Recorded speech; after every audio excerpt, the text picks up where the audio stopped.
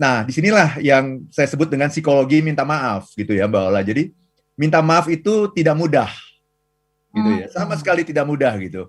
Nah, sesungguhnya secara psikologis minta maaf itu sangat berat. Jadi tidak seringan yang kita bayangkan gitu.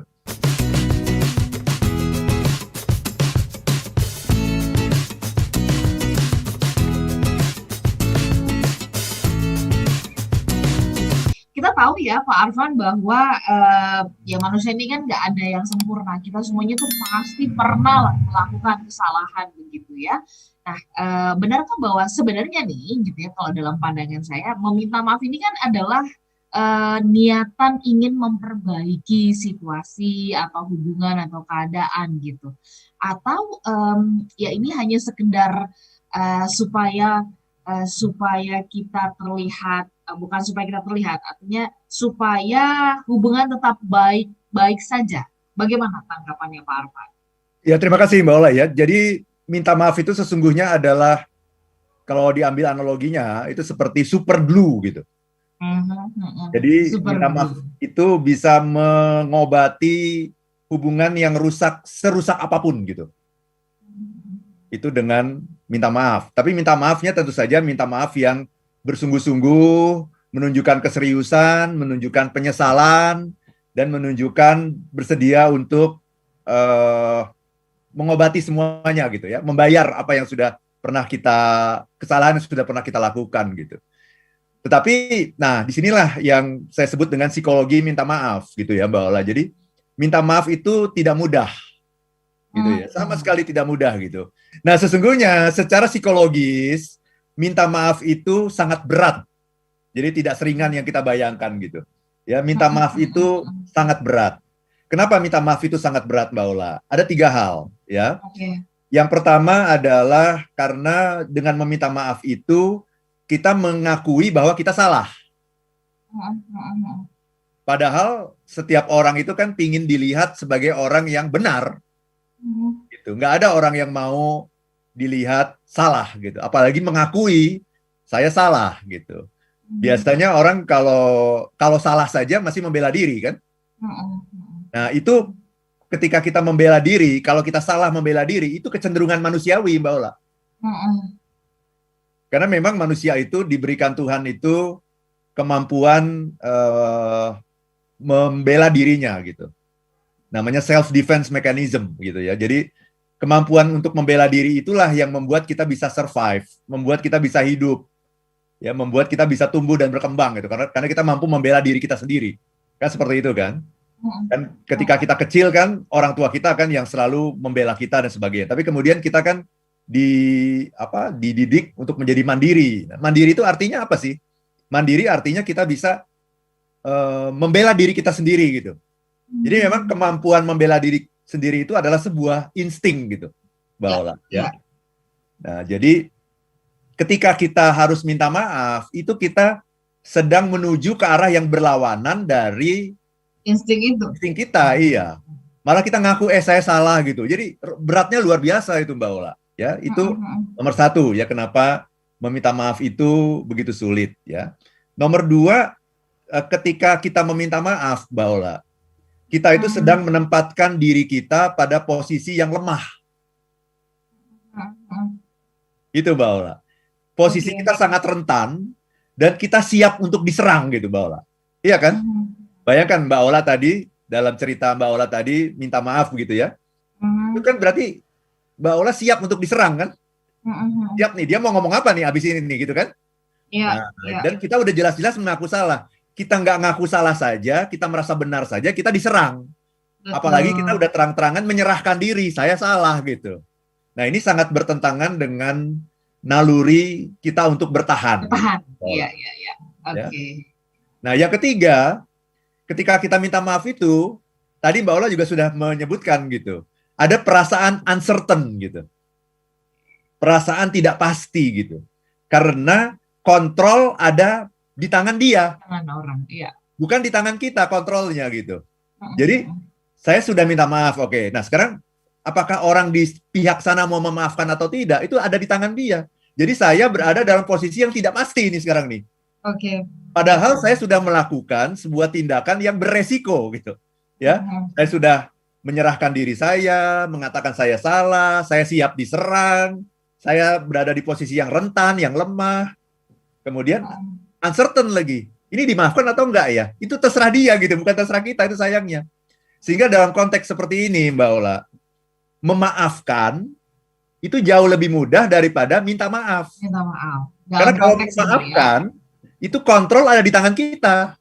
Orang ini Betul. punya salah. Nah, sekarang dia sudah minta maaf. Kita mau maafin nggak? Nah, kontrol ada di tangan kita.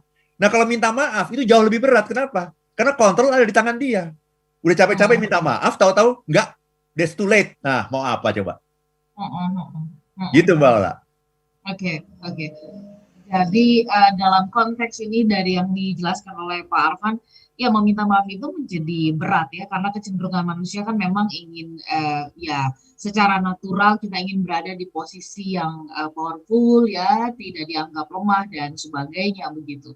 Nah, yang tepat ini sebenarnya ketika kita meminta maaf itu adalah mengatakan bahwa hai Bapak, Ibu, kawan, teman, siapapun lah gitu ya, kita mengatakan bahwa saya minta maaf begitu ya, karena saya melakukan kesalahan lalala, kita sebutkan atau yang penting pokoknya saya ngomong sama Pak Arfan, saya minta maaf ya Pak, dah gitu Nah, aja gitu ya. yang yang lebih Itu gampang yang mana? bagaimana? Yang Saya lebih minta gampang maaf yang mana? ya, minta maaf ya Pak, udah gitu kan. Nah, itulah yang terjadi pada hari-hari ini kan. Mohon maaf lahir batin itu Ya. adalah minta maaf yang tidak spesifik. Untuk segala macam kesalahan yang kita menyebutkannya aja kita nggak berani menyebutkan kesalahannya apa gitu. Nah, bagaimana mungkin orang bisa memaafkan ketika kita tidak jelas menyebutkan kesalahan yang mana yang sudah kita lakukan gitu.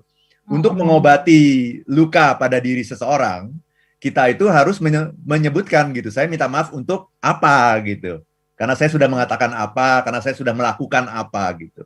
Sehingga minta maaf saya menjadi sesuatu yang serius gitu karena saya berani mengakui gitu secara spesifik. Jadi minta maaf yang serius itu adalah minta maaf yang spesifik, Mbak Ola. Ketika kita tidak spesifik berarti kita tidak sungguh-sungguh, Mbak Ola. Nah, itu berat sekali, makanya itu beratnya di situ gitu. Kalau hanya mengatakan saya minta maaf ya gitu. Ya minta maaf apa gitu. Itu tidak berat gitu, tapi minta maaf yang spesifik itu yang berat gitu. Itu yang harus melawan ego kita karena kita mengatakan spesifik itu kan sebetulnya apa? Menjelaskan kesalahan kita apa. Betul, ya, betul. Kalau hanya minta maaf ya mungkin saya ada salah kata dan sebagainya, saya minta maaf. Tapi saya harus menjelaskan kesalahan saya apa. Nah, itu yang paling berat, Mbak Ola. Itu poinnya di situ.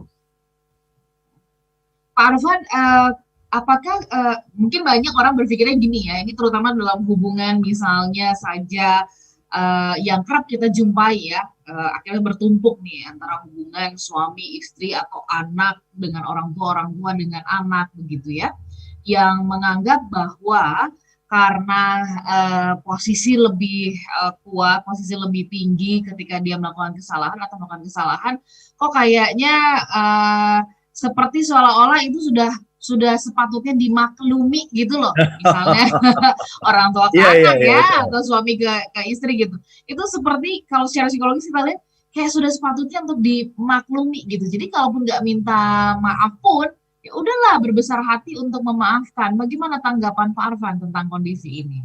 Betul sekali. Nah, inilah yang membuat tadi, inilah yang namanya psikologi minta maaf, Mbak Ola. Oke. Ya, orang menganggap bahwa minta maaf itu sepatutnya dilakukan oleh orang yang posisinya lebih rendah atau orang yang usianya lebih muda. Itu. Kenapa itu?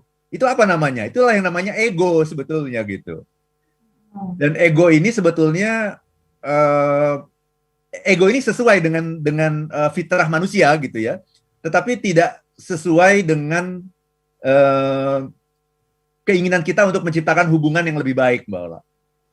Ya, jadi tidak pernah ada rumusnya bahwa kalau saya lebih tua dari Anda, kalau pangkat saya, jabatan saya lebih tinggi dari Anda, maka saya tidak berbuat salah.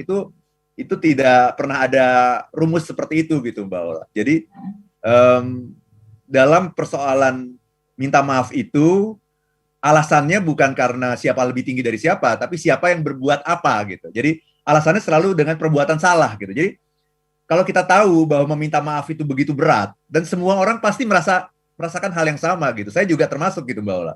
Nah, kalau kita tahu bahwa meminta maaf itu begitu berat dan tidak ada urusannya dengan siapa lebih tua dari siapa, siapa lebih tinggi dari siapa, tapi urusannya adalah dengan siapa yang bikin salah sama siapa, kan seperti itu.